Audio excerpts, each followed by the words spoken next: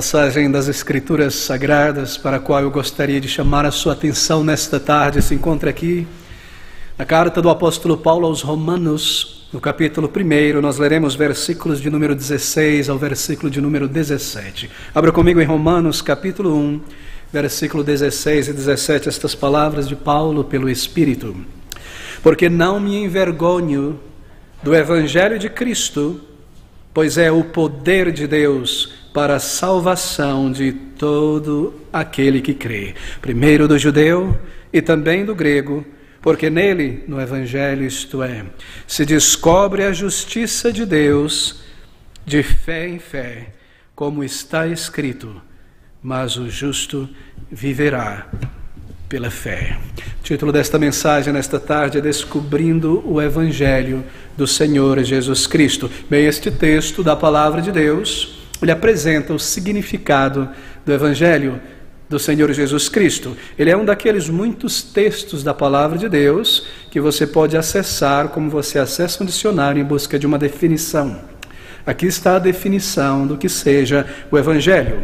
Bem, o que é necessário, isto é, para uma pessoa ser reconciliada com Deus, ter o perdão de seus pecados e a certeza de vida eterna. E o Evangelho é esta mensagem que responde esta pergunta. Como pode alguém, um homem pecador, uma mulher pecadora, ser reconciliado, reconciliada com o seu Criador? É o Evangelho quem responde esta questão.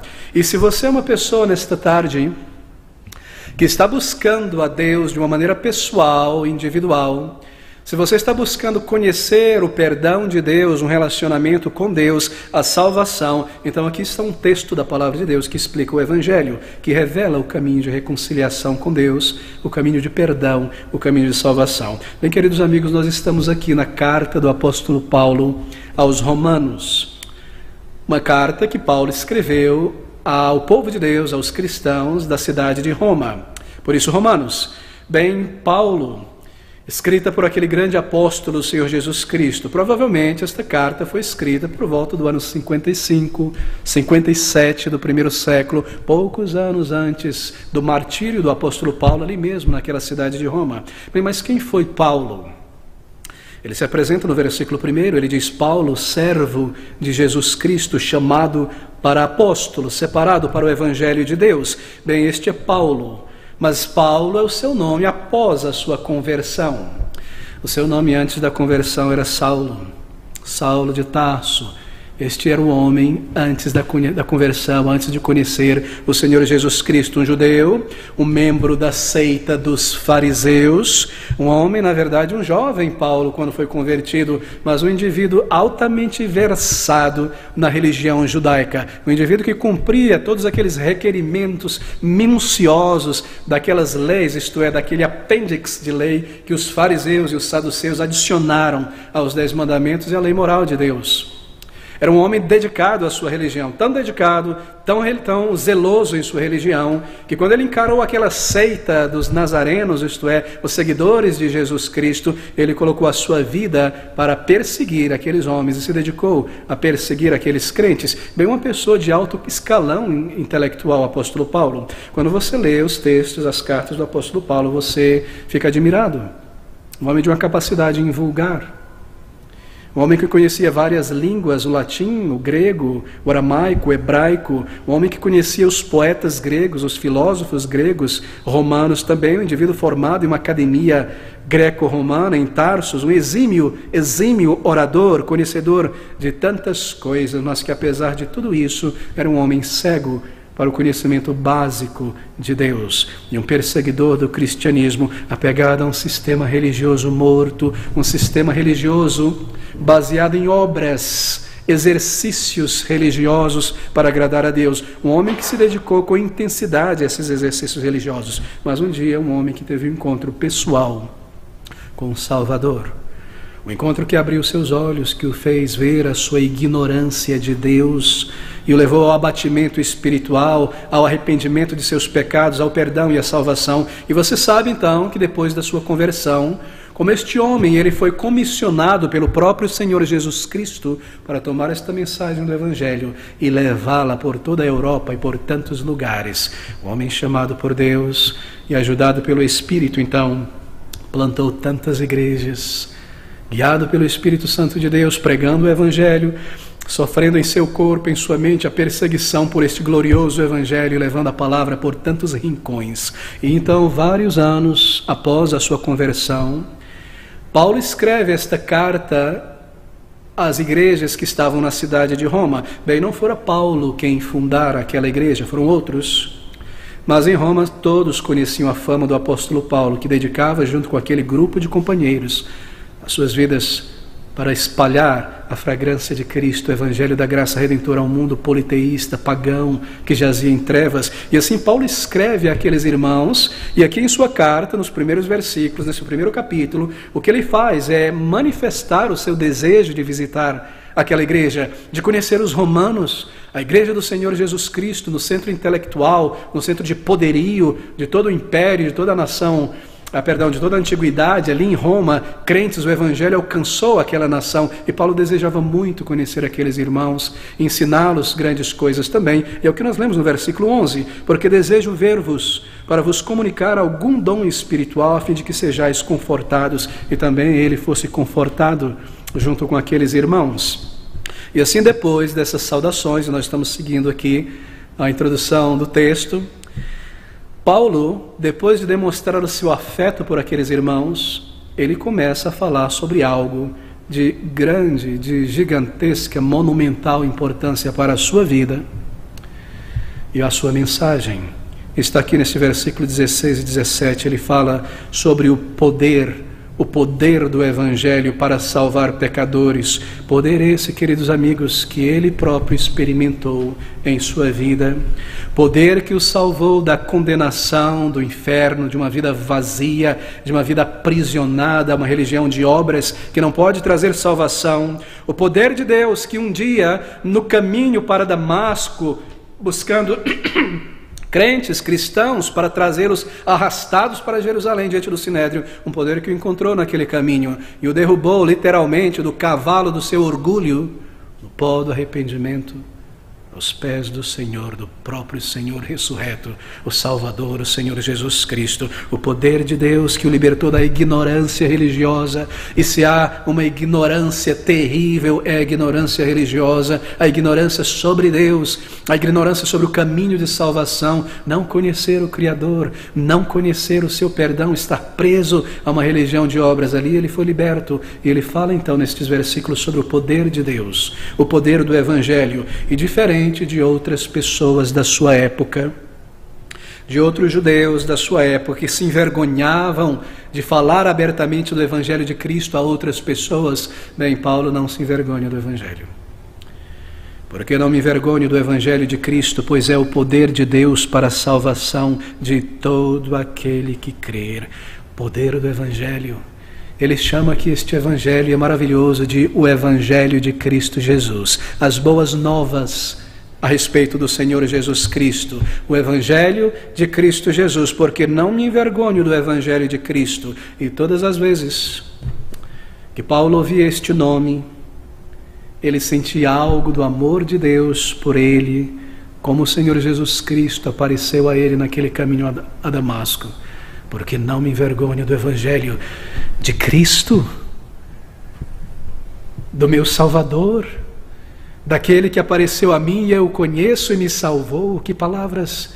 Veja os sentimentos fluindo nessas palavras. Porque não me envergonho do Evangelho de Cristo, pois é o poder de Deus para a salvação de todo aquele que crê, primeiro do judeu e também do grego. Bem, primeiro do judeu, isto é, em ordem cronológica, porque o Evangelho chegou primeiro aos judeus, veio primeiro a Israel, e então se espalhou por todo o mundo, aos gregos, aos gentios, em toda parte. E ele então, ele escreve esta carta àqueles cristãos da cidade de Roma, poucos anos antes da sua morte.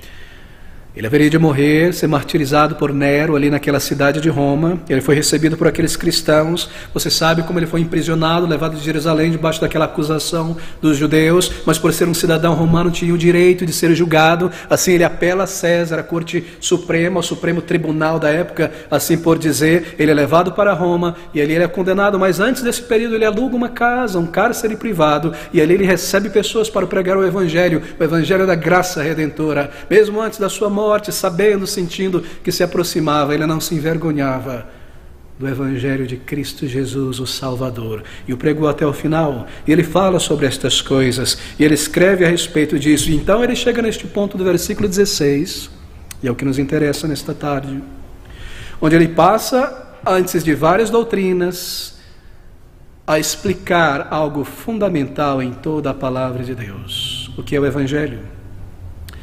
E ele começa a explicar a função do Evangelho no plano de Deus para a salvação de pecadores, e é isso que nós desejamos considerar aqui. Observe esses 2 versículos, são palavras maravilhosas, porque não me envergonho do Evangelho de Cristo, pois é o poder de Deus para a salvação de todo aquele que crê, primeiro do judeu e também do grego, porque nele, isto é, no Evangelho, se descobre a justiça de Deus, de fé em fé, como está escrito, mas o justo viverá pela fé.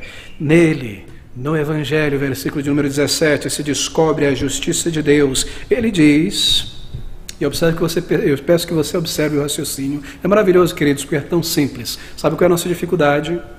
É que às vezes, por nossa ignorância religiosa, por conta do contexto religioso, católico, espírita, neo-evangélico em que nós crescemos, nós deixamos de tomar o texto da Bíblia como um texto que é, e nós começamos a ler desta maneira, como se fosse um negócio místico, e nós não percebemos que aqui está um homem utilizando a sua inteligência para arrazoar contra as pessoas que também possuem inteligência. Ele está dizendo, observe o que eu estou dizendo aqui, Romanos: eu não me envergonho do Evangelho de Cristo. Vocês são intelectuais, os filósofos estão aí, os juristas estão em Roma, toda a tecnologia, a ciência. Eu não me envergonho desta mensagem que diz que um homem crucificado numa cruz foi o que Deus requereu para a minha salvação. Eu não me envergonho, estou pronto a compartilhar, a pregar este Evangelho mesmo entre vós, ó Romanos.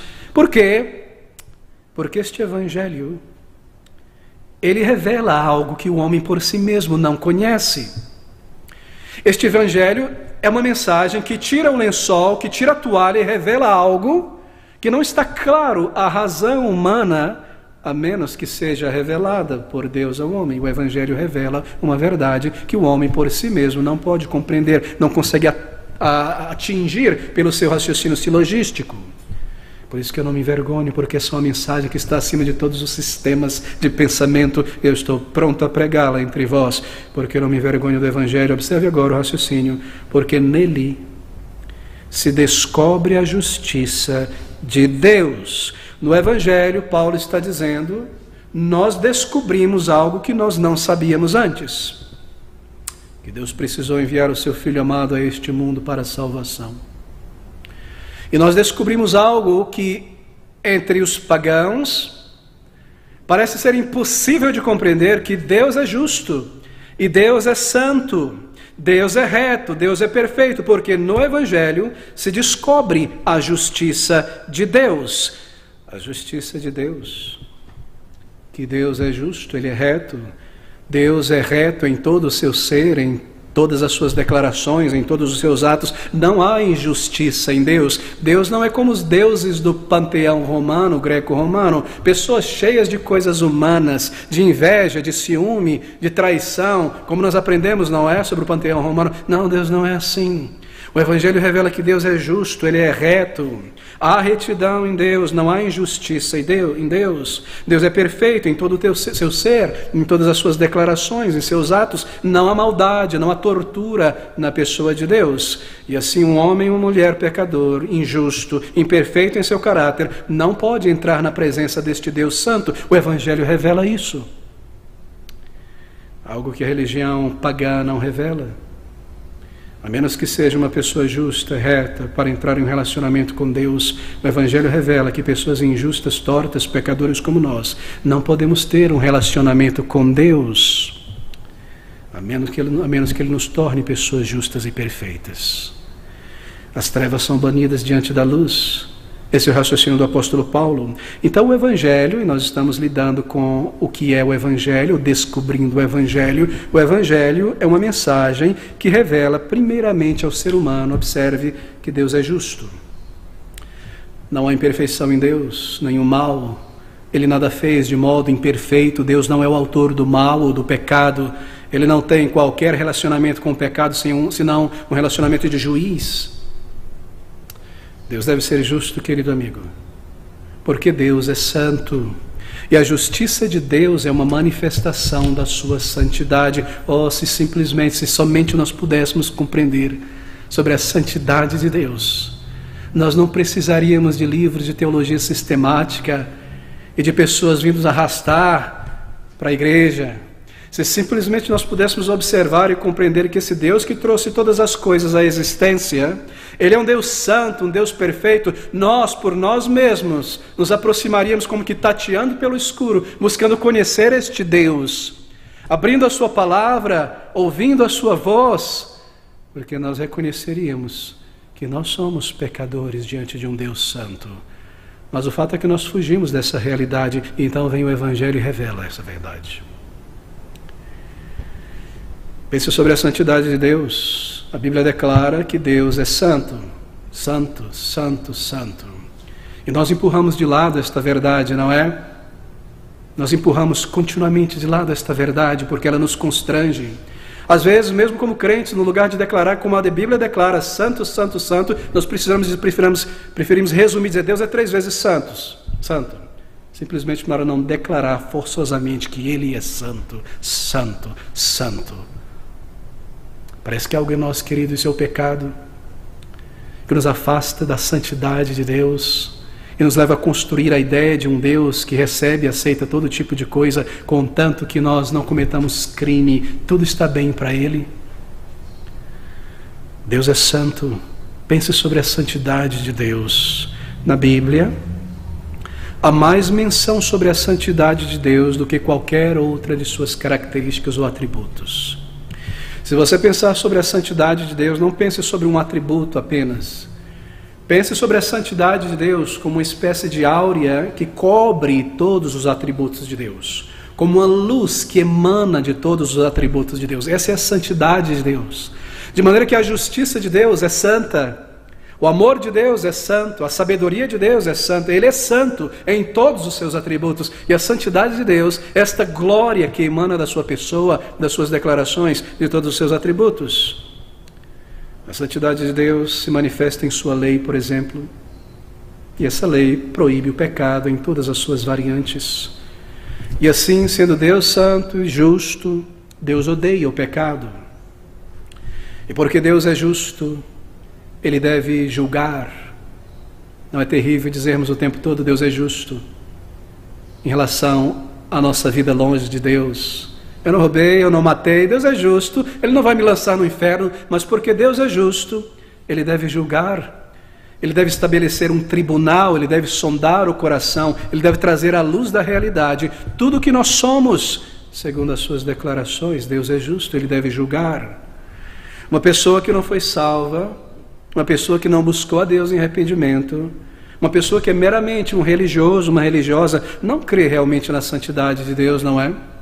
Quando nós vemos líderes religiosos, pessoas se dizendo cristãs, na televisão, na internet, declarando certas coisas, tomando a palavra de Deus como uma literatura, como qualquer outra, que pode ser revisada, reescrita, essas pessoas não conhecem a santidade de Deus, a glória de Deus.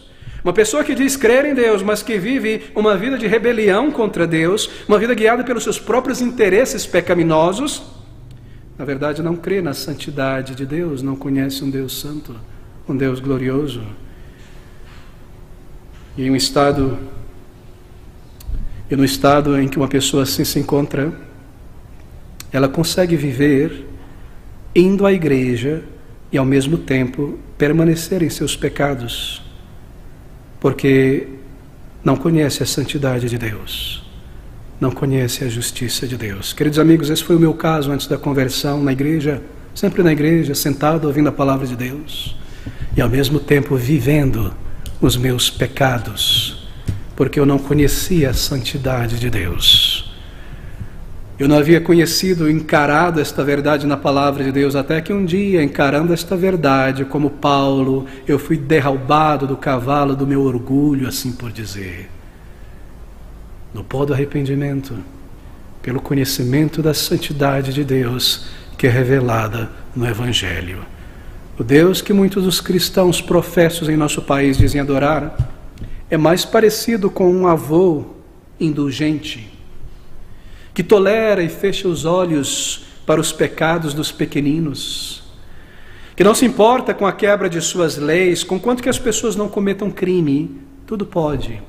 Esse é o Deus que é adorado por muitos evangélicos no Brasil, por muitos católicos, espíritas no Brasil, e assim se comportam muitas pessoas. Eu me comportavam assim, por quê? Porque não conhecem a santidade de Deus. E por que não conhecem a santidade de Deus? Porque não compreendem o Evangelho, porque o Evangelho é o poder de Deus para a salvação, porque nele se descobre a justiça, a santidade de Deus. Se nós estivéssemos passando por um reavivamento evangélico no Brasil, as coisas seriam tão diferentes, não é? Quando o Evangelho é descoberto, queridos amigos, a mudança é tão grande. Oh, meus queridos amigos, deixe-me ser pessoal aqui. Será esse o teu caso nesta tarde? Será este o teu caso? Aquilo que as pessoas muitas vezes classificam como falhas de caráter, má conduta, desvio moral, Deus classifica em sua palavra como pecado. Hoje em dia, não é?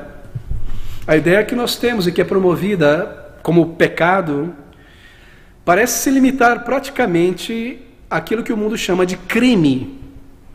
Tudo que fica aquém de um crime pode ser descontado. É classificado pelas pessoas como fraqueza, um derrapão, mau temperamento, defeitos, equívocos. Me parece hoje em dia que pecado é apenas cometer um crime hediondo. Tudo mais é aceito por Deus, conquanto que você não cometa um crime e você esteja na igreja também. Então você está bem diante de Deus. E o resultado disso, a razão disso é porque não conhecemos o Evangelho. Mas você precisa aprender que a única relação, o único relacionamento que Deus tem com o pecado humano é uma relação de ódio, é uma relação de ira. E Deus detesta o pecado, porque o pecado é o oposto ao seu caráter, à sua justiça, à sua santidade. E porque Deus é justo, assim Ele está continuamente irado com o pecado, determinado a julgar o pecador. Bem, talvez alguém ache isso exagerado, porque nós vivemos em um dia em que as verdades da palavra de Deus não são mais expressas.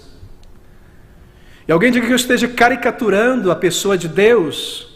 Bem, se este é o caso, é porque talvez você não tenha ouvido Deus falar na sua palavra. Ouça o que Ele diz. Salmo de número 7, versículo 11. Deus julga o justo e se ira com o ímpio todos os dias. Salmo de número 5, versículo de número 5. Ouça Deus falando em sua palavra. Odeia a todos os que praticam a maldade.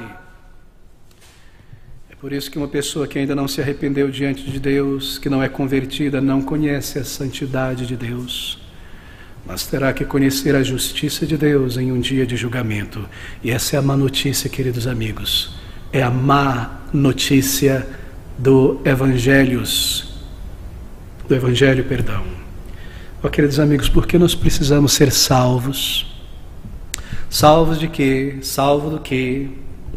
Nós precisamos ser salvos da ira de Deus, é o que a palavra diz. Veja o versículo de número 18. Porque do céu se manifesta a ira de Deus sobre toda a impiedade e injustiça dos homens, que detêm a verdade em injustiça.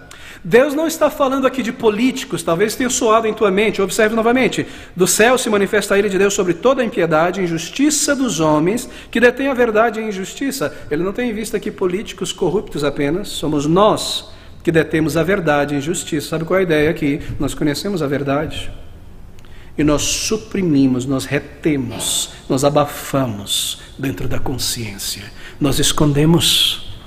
E a ira de Deus se manifesta sobre nós, porque nós sabemos quando nós estamos pecando, e há dentro de nós, como que da parte de Deus, um inspetor divino, um procurador de justiça chamado consciência.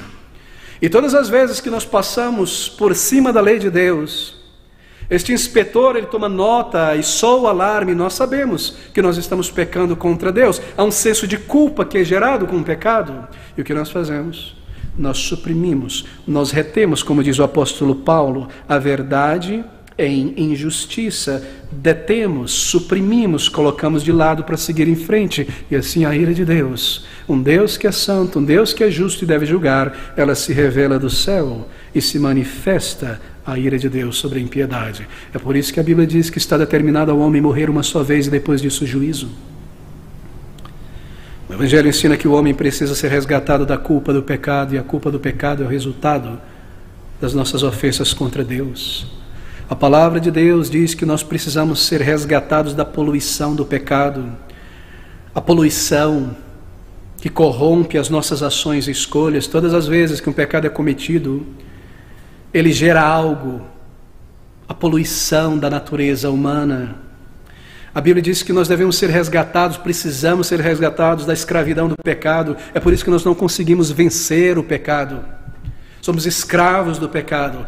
O Evangelho diz que nós precisamos ser libertos da condenação do pecado, que é ser alienados de Deus por toda a eternidade, da ira de Deus, da punição de Deus, do julgamento de Deus. Se no estado em que nós nos encontramos como pecadores, nós buscamos um acesso a Deus, ao céu, um lugar no céu, então nós encontramos ali uma placa que diz: é requerido justiça para entrar aqui. E se nós olhamos para nós mesmos, nós não encontramos esta justiça. O Evangelho, primeiramente, é uma mensagem que revela isso, que Deus requer justiça, retidão moral. E a má notícia é que todos nós somos pecadores diante de Deus, não pessoas retas, não pessoas justas. Nós não temos esta justiça que o céu exige. Nós não possuímos em nós mesmos, por nascimento ou pelo esforço natural humano ou a ajuda da religiosidade, esta justiça requerida por Deus. Nós não conseguimos alcançar o padrão exigido por Deus. E ainda que parássemos de pecar hoje, há uma montanha de pecado em nossas costas que nós carregamos para aquele dia de julgamento. Assim nós estamos justamente condenados por Deus. Mas talvez isso pareça confuso, não é? Porque você já aprendeu que o Evangelho significa boas novas. Mas o que há de boas novas nisso? Que o Evangelho revela que Deus é justo e deve punir o pecador? Qual é a boa nova disso? Queridos amigos, está tudo aqui nesse texto.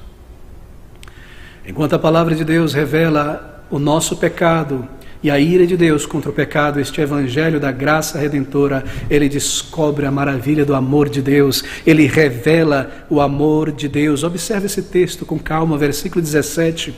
Porque nele, Paulo está falando sobre o Evangelho do qual ele não se envergonha. Por quê? Porque nele se descobre a justiça de Deus de fé em fé, como está escrito: mas o justo viverá pela fé. O Evangelho é uma mensagem que revela à mente humana, às afeições humanas, a justiça de Deus, ou a justiça, marque isso, que Deus proveu. Para ser fiel ao texto, essa justiça mencionada, em particular no versículo de número 17, não se refere à justiça própria da pessoa de Deus. Toda a Bíblia revela a santidade e a justiça de Deus, essa justiça pessoal do seu ser. Mas este versículo, ele está tratando sobre a justiça que Deus proveu. Leia novamente. Porque nele, no Evangelho, se descobre a justiça de Deus de fé em fé, ou a justiça que Deus proveu para a salvação de um pecador, que é recebida pelo pecador pela fé. É isso que ele está dizendo aqui.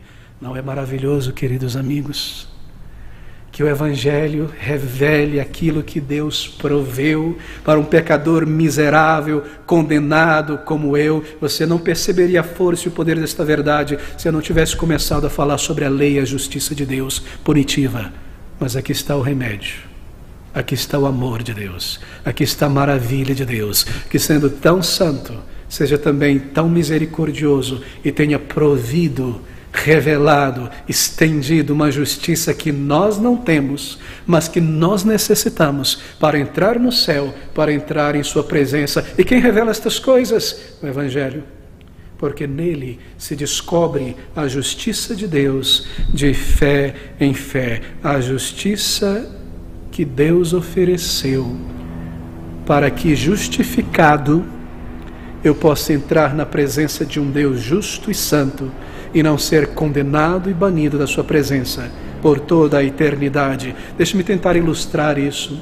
Toda a mensagem da Bíblia, do Evangelho, traz isto. O Evangelho não está apenas no Novo Testamento, ele percorre toda a palavra de Deus. Olhe para trás, lembre-se daqueles sacrifícios, daquelas ofertas que eram realizadas no tabernáculo, no deserto e também no templo. Você se recorda? Quantas ofertas? 5 ofertas, sacrifícios, isto é. Havia o holocausto, que era uma oferta queimada. O animal por inteiro, só não o seu couro, mas todo o animal, o restante dele, era queimado até as cinzas, e o sacrifício por inteiro, em sua fumaça, subia à presença do Senhor. Aquele sacrifício, ele mostra o que deve ser provido para o perdão do pecador. Um animal deve ser provido e entregue em sacrifício por inteiro no lugar daquele pecador. Aquele sacrifício aponta para o Senhor Jesus, o Salvador, que ofereceu a si mesmo por inteiro como um sacrifício no lugar de pecadores. Deus proveu um Salvador. Não é maravilhoso ouvir estas vozes teológicas reverberando em toda a Bíblia? Aqui está, no Antigo Testamento, em Levíticos, nos sacrifícios, o Evangelho reverberando. Então vem João Batista, olha para Jesus e diz: eis aí, o Cordeiro Levítico provido por Deus, que remove o pecado do mundo. Eis o Cordeiro de Deus, que tira o pecado do mundo. Se nós pudéssemos colocar em outra linguagem, eis a justiça de Deus, que nós não temos, provida por Deus, para alcançarmos retidão moral e sermos salvos. Eis Jesus Cristo Salvador. Havia uma segunda oferta ali em Levíticos. Era chamada de oferta de manjares ou cereais. Era uma oferta de grãos, que era derramada ali sobre aquele altar. Era uma oferta, naturalmente, que não possuía sangue. Não havia derramamento de sangue nesta oferta. Por quê? Porque ela aponta para Cristo também. É uma oferta que representa a vida de Cristo, não a sua morte, mas a sua vida perfeita, oferecida no lugar de pecadores. O meu pecado, a minha transgressão de todos os mandamentos de Deus. Ele viveu uma vida perfeita, sem pecar. Eis a justiça de Deus, substitutiva no lugar de um pecador. Havia um terceiro sacrifício chamado de oferta, o sacrifício pacífico. E esse sacrifício pacífico, o ofertante que trazia o animal, ele deveria, comer também daquele animal. Ele deveria comungar. Era uma oferta de paz. Por quê? Porque quando a guerra termina, então os lados se unem, não é? Quando há um acordo de paz, a festa, há uma refeição, a amizade. Aqui está este sacrifício de paz. Havia comunhão e o ofertante deveria comer do animal. Cristo Jesus é a nossa paz com Deus. Porque antes dele e do seu perdão nós somos inimigos de Deus. Eis a justiça de Deus em Cristo para a paz com Deus, para a reconciliação com Deus. Então havia a oferta, o sacrifício pelo pecado em particular. O animal, um boi, era inteiramente queimado fora das portas do tabernáculo, fora das portas do arraial de Jerusalém. A gordura, as partes internas, as entranhas, eram oferecidas ali no templo, sobre o braseiro ao Senhor. Mas o restante do animal por inteiro deveria ser ofertado fora. Eu não preciso explicar isso, não é? Cristo Jesus, fora das portas de Jerusalém, no Monte Calvário.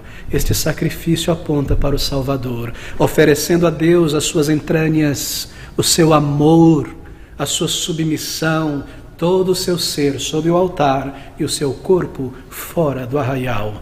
Um sacrifício por nossos pecados. E havia então aquele último sacrifício ou oferta, sacrifício pelos pecados de ignorância, pecados de transgressões. Oh, meus queridos amigos, quão pecadores nós somos. Pecados por ação e pecados por omissão. Cristo Jesus levou sobre si toda a nossa pecaminosidade, de maneira que por meio dele fôssemos perdoados e pudéssemos então, depois da conversão, ainda que se pecássemos, vir a ele e confessar os nossos pecados, porque o sangue precioso de Cristo Jesus é eficaz para a salvação completa. Ele ofereceu a Deus toda a santidade, toda a justiça que Deus exige por nós. Eis o Cordeiro de Deus, diz João, eis o Evangelho, porque eu me envergonharia desse Evangelho, diz Paulo. Nele se descobre a justiça que Deus proveu, a justiça que Deus ofereceu, e é uma justiça que é recebida ao longo da história, de fé em fé, por cada pessoa, pela fé recebida, não por obras, não por liturgias, não por sacrifícios pessoais, como se o meu sacrifício, qualquer que seja, pudesse adicionar alguma coisa ao sacrifício de Cristo, que é completo. Uma obra completa, uma obra inteira, o sacrifício do Senhor Jesus Cristo. Não é maravilhoso pensar sobre isso? Aqui está resolvido o maior problema do universo. Como um Deus santo, justo, que deve julgar e punir o pecado e o pecador, pode ao mesmo tempo perdoá-lo e salvá-lo. O Salmo de número 85, versículo 10, ele responde esse paradoxo: a misericórdia e a verdade se encontraram em Jesus, a justiça e a paz se beijaram. Nele, o próprio Deus, tomando um corpo e uma natureza humana, pune o pecado, derrama sua ira santa e justa sobre o seu Filho amado, e nele, por causa dele, podemos ser perdoados. Não é tremendo? Quem jamais poderia pensar nisso? Será que a natureza a priori revela estas coisas a nós antes de encarar e experimentar isso? Não. Só o Evangelho, porque nele se descobre a justiça que Deus proveu para a nossa injustiça, os nossos pecados. E essa é a mensagem do Evangelho. E você precisa deste Evangelho, você precisa deste poder, percebe? Não apenas conhecer e compreender esta mensagem, ouvindo ela domingo após domingo, você precisa do poder do Evangelho em tua vida. O poder, dunamis é o termo, de explosão, de me libertar do domínio do pecado, das algemas do pecado, do meu vício do pecado, da minha morte espiritual. Eu preciso deste poder. Essa é a mensagem do Evangelho. Ela revela a justiça de Deus contra o pecado, e ela revela a justiça de Deus oferecida a pecadores que não possuem justiça própria. Como isso se aplica a mim e a você? Veja o versículo de número 16, eu preciso correr para o final. Porque não me envergonho do Evangelho de Jesus, do Evangelho de Cristo, pois é o poder de Deus para a salvação de todo aquele que crê, de todo aquele que crê. Você vê essa palavrinha novamente? Ela parece uma pedra de tropeço na Bíblia, ela está em todo lugar. E é apresentada uma mensagem que nós não conhecemos de antemão, mas que é maravilhosa, chamada Evangelho, e de repente vem essa pedra de tropeço. Crer, crer, amigo, crer. E não tentar melhorar a si mesmo, e não tentar parar de pecar por si mesmo, e não rezar um rosário, buscar um passe, subir uma escadaria de joelho, fazer o seu melhor, crer diante da mensagem que eu sou um pecador condenado, mas que Deus provê um Salvador, cabe a mim crer. E o que é crer? Crer é basicamente submeter-se a esta mensagem do Evangelho. Crer no Evangelho é submeter-se à verdade que diz que eu sou um pecador por natureza e eu estou condenado diante de Deus. Eu creio nisso. Eu paro de me desculpar e tentar me melhorar.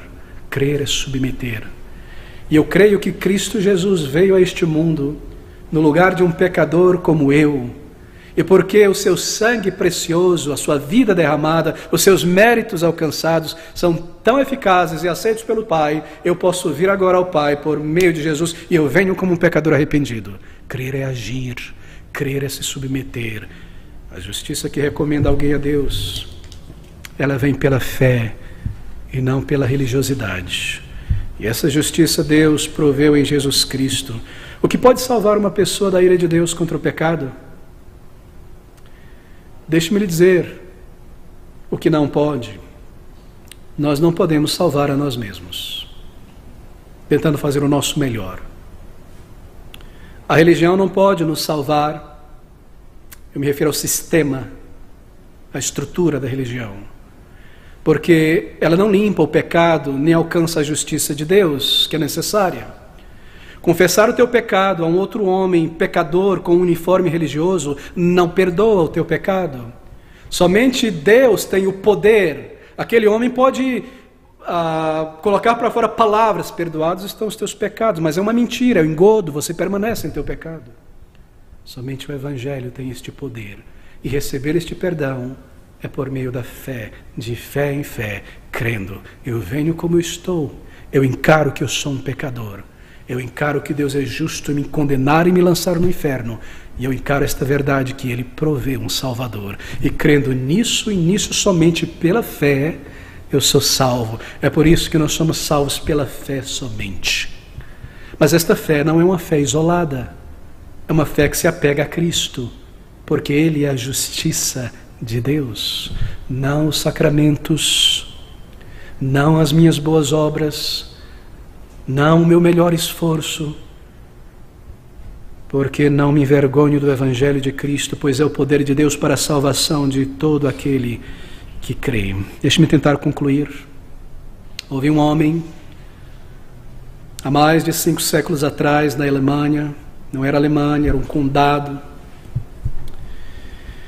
Aquele homem um dia, jovem, estudante de direito, sentia-se angustiado pelo estado da sua vida diante do seu Criador.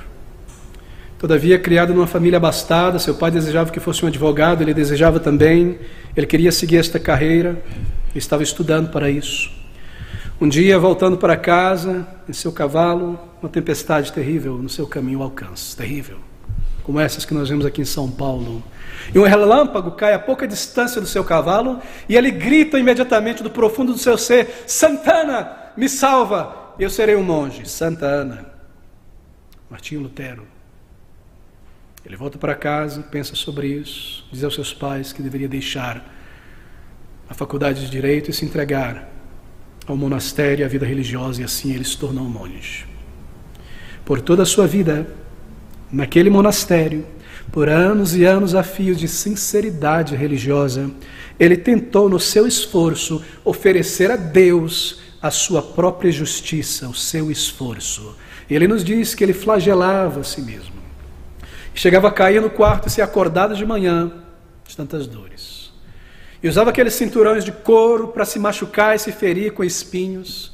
E subia as escadarias e fazia tudo o que era necessário. Nos parece um tipo de Paulo católico, não é? Buscando oferecer a Deus uma justiça, porque ele tinha em sua mente, e ele entendia, que Deus é um Deus santo, justo, que deve punir o pecado. Os anos se passaram, aquele homem estudioso, dedicado à leitura, se tornou um professor em um seminário. Aprendeu grego, aprendeu aramaico, aprendeu hebraico, conhecia bem o latim, a língua universal, o inglês daqueles anos. E ele foi ensinar. Ele foi dado a tarefa de ensinar textos da palavra de Deus. Estou resumindo a história longa. Ele começou a comparar o livro de Salmos em seu estudo com esta carta aos Romanos.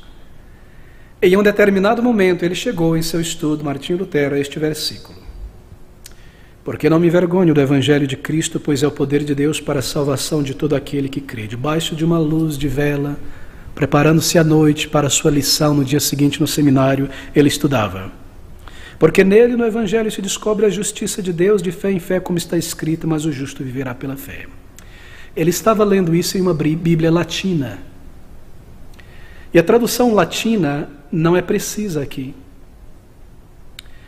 A tradução latina traz a ideia de porque nele, no Evangelho, se descobre a justiça de Deus, de fé em fé, como está escrito, o justo viverá pela fé. A ideia que transparece é que Deus torna uma pessoa justa e essa pessoa alcança essa justiça por meio das suas obras, o sacramento, o vilipêndio, o martírio. Por meio desta justiça, dos sacramentos e do meu esforço, Deus vai me aceitar, porque no Evangelho se descobre a justiça de Deus pelos sacramentos e a religiosidade que Deus aceita.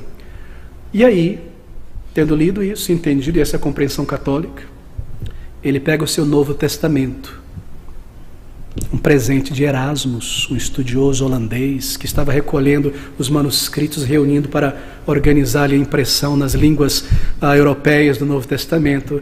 E sabe o que ele descobre ao ler o original grego aqui? Que esta justiça do versículo 17, é o que diz aqui nossa tradução maravilhosa em língua portuguesa, não é uma justiça que vem da própria pessoa pelo seu esforço, com a qual eu ofereço a Deus e digo, aqui está a minha justiça, me aceita no céu, eu me martirizei, eu me tornei um monge, eu me afastei do pecado, eu me isolei do mundo, eu fiz o meu melhor. Não!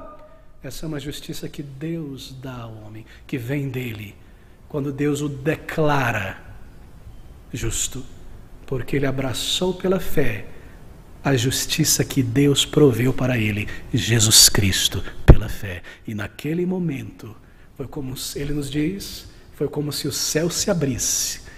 E ele buscou o Senhor ali, e de todo o coração abraçou pela fé o Salvador, e foi salvo e transformado. E o resto disso você conhece, não é?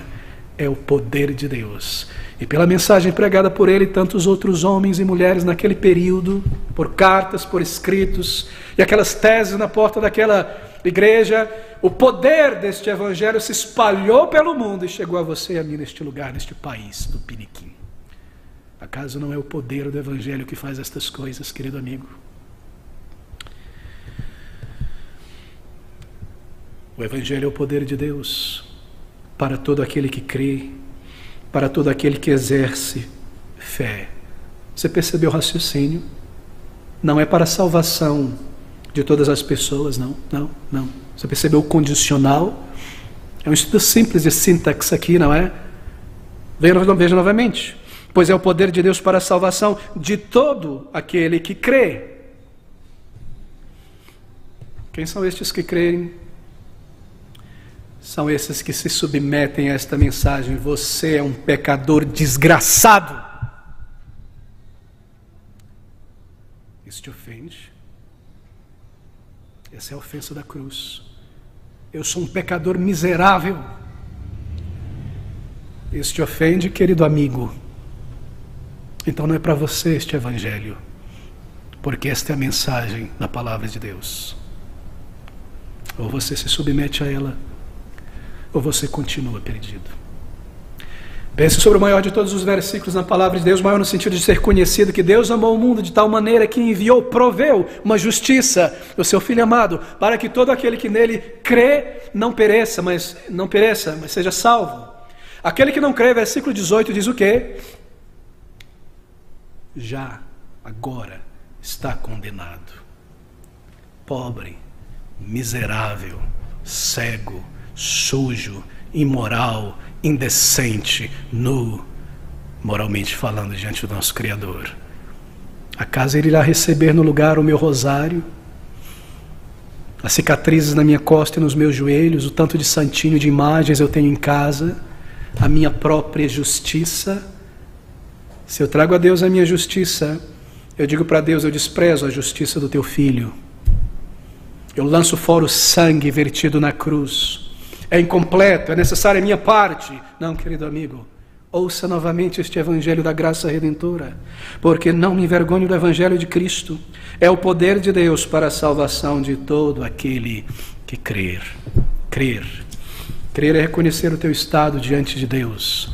Crer é dobrar a crista diante de Cristo. Crer é buscar um lugar de arrependimento aos pés do Salvador. Crer é lançar fora toda a desculpa. Crer é encarar os teus pecados. E crer é dizer, Senhor, salva-me.